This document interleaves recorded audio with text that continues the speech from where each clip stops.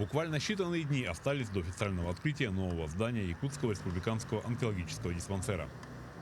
В большом современном здании разместится стационар на 180 круглосуточных коек, 16 коек дневного стационара химиотерапии, поликлиническое отделение на 210 посещений в смену. Пребывание пациентов в медучреждении станет значительно более комфортным. Особое внимание уделено техническому обеспечению центра. Уже завезены и настроены высокоточные медицинские аппараты, которые позволят обеспечивать высокотехнологичную медицинскую помощь всем нуждающимся. Появилось новое оборудование, например, аниограф, аппарат, с помощью которого можно визуализировать просвет сосудов и полости сердца. Такой спектральный компьютерный томограф, двухэнергетический компьютерный томограф 268-срезовый. Такой томограф у нас третий в России. Это один из самых передовых компьютерных томографов. В нем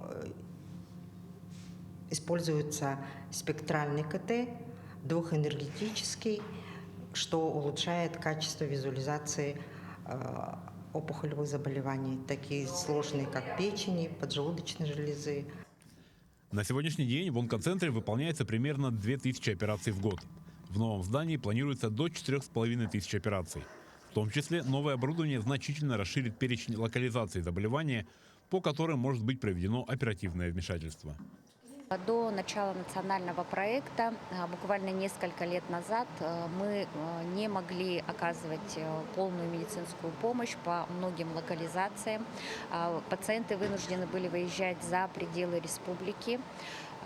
С начала действия и национального проекта, во время которого проведено переоснащение онкодиспансеров, онкологической службы, и сейчас с вводом нового здания мы можем оказывать медицинскую помощь практически во всех случаях, при всех локализациях. Штатное расписание нового онкологического диспансера предполагает работу более 1000 сотрудников. Это в 2 раза больше, чем в прошлом году.